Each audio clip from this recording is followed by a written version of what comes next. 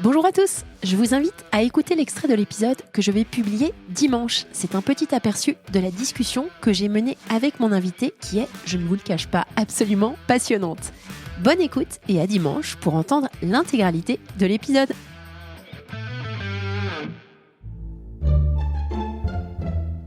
Solène Niederkorn vous propose FinScale, un éclairage sur l'innovation dans le monde de la finance, de la banque et de l'assurance. La tokenisation des fonds, un enjeu dans l'infrastructure de marché. Paul-Adrien Hippolyte, CEO et cofondateur de Spyco. On a une technologie qui permet à l'asset manager, au gestionnaire d'actifs, de respecter toutes ses obligations relatives à la tenue de passifs en utilisant les blockchains sur lesquels on inscrit les parts des fonds. C'est ce dernier morceau qui est le plus technique, je pense, parce que la partie tokenisation, qui est la deuxième que je mentionnais, elle est relativement commoditisée. On utilise des standards aujourd'hui qui sont open source. En revanche, la troisième partie, qui est réaliser toutes les fonctions métiers de la gestion sur une blockchain, ça nécessite des développements spécifiques et un système qui est extrêmement robuste. Donc nous, ça a été ça la partie la plus difficile et c'est la partie aujourd'hui la plus complexe, je dirais, de ce qu'on fait. La tokenisation de fonds monétaires, c'est le cas d'usage dont je rêvais pour vous parler de l'avenir des fonds et des marchés de capitaux. Pour comprendre ce qu'il y a de révolutionnaire dans tout cela, j'ai demandé à Paul-Adrien de venir nous parler de Spyco. Nous détaillons le fonctionnement des dépositaires centraux et celui de la gestion du passif des fonds. Ça permet déjà de poser le cadre. Nous décortiquons ensuite le cas d'usage des deux fonds tokenisés par Spyco avec 21st Capital comme gérant et Cassis comme dépositaire, en considérant toutes les parties prenantes, du promoteur à l'agent de transfert.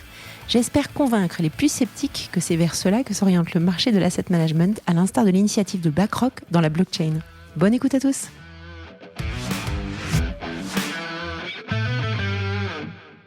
Bonjour à tous, bonjour Paul-Adrien. Bonjour Solène. Merci de me retrouver pour enregistrer un super épisode qui va passionner nos auditeurs au sujet de Spyco. Est-ce que tu pourrais, s'il te plaît, te présenter et nous expliquer un petit peu ton parcours avant l'entrepreneuriat ? Je m'appelle Paul-Adrien Hippolyte, 3 prénoms du coup effectivement. J'ai commencé mon parcours dans l'académie surtout, j'étais économiste de formation. J'ai rejoint ensuite le corps des mines qui forme des hauts fonctionnaires à travailler dans différents domaines de politique publique. Moi c'était plutôt les finances. Donc j'ai travaillé avant de rejoindre le secteur public 1 an en private equity et ensuite dans le secteur public à la Commission européenne et la Direction générale du Trésor où je m'occupais de réglementation des marchés d'instruments financiers avant de créer Spyco début 2023. Bien technique. Et ça j'adore. Parce qu'on va pouvoir rentrer dans la technique avant de parler de Spyco. Alors, j'aurais aimé qu'on parle de l'infrastructure existante. La dernière fois qu'on s'est parlé, j'avais trouvé ça absolument passionnant. Donc, on va un petit peu reparler de ces sujets-là. J'aurais aimé qu'on reparle de l'infrastructure qui existe en ce moment et des principales fonctionnalités offertes par des systèmes comme Euroclear. Est-ce que tu pourrais juste zoom in sur ces différents acteurs qui sont un petit peu cachés, dont on n'entend pas trop parler, mais qui sont néanmoins absolument nécessaires dans l'infrastructure de marché qu'on connaît aujourd'hui? Donc, on est dans le monde très vaste des instruments financiers. Ouais. Ça concerne le capital des entreprises, ça concerne les titres de créances qui peuvent être émis par des entreprises ou par des États. Ça concerne aussi dans le monde de la gestion les parts de fonds. Quand on est un émetteur dans l'instrument financier, donc une société de gestion, un État, une entreprise, on doit se tourner vers des équivalents des notaires en fait du monde financier qu'on appelle les dépositaires centraux de titres. Euroclear est le principal en France. C'est une industrie qui est très fragmentée dans l'Union européenne parce qu'elle s'est développée essentiellement au niveau national avant qu'il y ait des tentatives d'harmonisation. Et donc on se tourne vers ces acteurs qui sont des super notaires de la finance, donc qui gèrent à la fois en statique et en dynamique les registres de propriétaires d'instruments financiers. Donc qui détient quoi à l'instant donné, quand il y a des transferts d'instruments financiers, la gestion de ces transferts. Et sous ces dépositaires centraux, il y a ce qu'on appelle les teneurs de comptes conservateurs, qui sont typiquement des grandes banques, qui, elles, ont des comptes auprès de ces dépositaires. Donc, c'est des sortes de super comptes, on va dire. Et sous ces teneurs de comptes conservateurs, on a les propriétaires d'instruments financiers. C'est parfois encore plus intermédiaire que ça, avec des distributeurs en dessous des teneurs de comptes conservateurs. Mais bon, bref, il faut retenir qu'il y a tout un silo, souvent national, de ces dépositaires, des teneurs de comptes conservateurs, jusqu'aux détenteurs finaux d'instruments financiers. Et hormis Euroclear que j'ai mentionné, qui d'autre tu pourrais mentionner ? Clearstream en Allemagne est très connu. Il y en a dans tous les pays de l'Union européenne. Il y a eu des dynamiques d'intégration de ce secteur horizontal avec des acquisitions par Euroclear, par Clearstream de dépositaires dans d'autres pays. Euronext récemment a développé une business line là-dedans qui s'appelle. Je savais pas ça. Tout à fait. Euronext Securities, je pense, elle s'appelle. Pour Ok, vérifier, intéressant. pour nos auditeurs. Mais ils ont racheté, en fait, à London Stock Exchange, toute la bourse italienne qui était très verticalement intégrée, de la bourse jusqu'au dépositaire. Et donc, ils ont développé une business line autour de ça et qui rationalise avec des acquisitions dans d'autres pays de l'Union européenne. Top. Alors, pourquoi j'en parle ?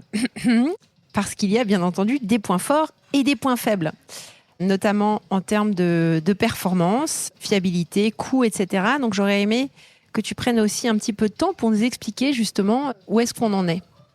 Le principal, donc c'est une infrastructure qui fonctionne aujourd'hui, et donc c'est le premier. Il n'y a que celle-là. Hein. Il n'y a que celle-là, ouais. C'est la première chose à dire. Ça fonctionne bien, ça fonctionne pas parfaitement, mais ça fonctionne bien. Il y a pas mal de perspectives d'amélioration, et le principal défaut, en tout cas dans l'Union européenne, où cette infrastructure est très silotée, très verticalisée et assez mal intégrée, c'est que elle fonctionne en silo précisément. Et donc pour tout ce qui est cross-border, par exemple, c'est assez compliqué. On va prendre un exemple concret. Je suis l'État allemand, j'émets un titre de dette, je l'inscris du coup chez Clearstream, mon dépositaire. Si je suis un investisseur français, disons un fonds français ou même un investisseur et que je veux acquérir un titre de dette de l'État allemand, il faut que mon teneur de compte conservateur soit intégré avec un teneur de compte conservateur qui lui-même a un compte chez Clearstream. Ouais. Et donc tout ça est assez complexe en réalité et fragmente complètement le système, les infrastructures de marché avec plein de bases de données qui communiquent plutôt mal entre elles. Donc c'est un souci d'interopérabilité, Exactement. donc qui va gréver la performance, les coûts, le temps de réactivité, etc. Enfin la réactivité. C'est des couches de surcoût qu'on ajoute parce que y a un sous-custodian pour avoir le titre qui va bien dans telle juridiction, etc. Ouais. Alors si on parle, là on a parlé de l'Europe, qu'en est-il des États-Unis, de l'Asie ? Comment ça se passe ? Alors, les titres vivent en général toujours dans leur silo local, donc sont enregistrés auprès de leur dépositaire local.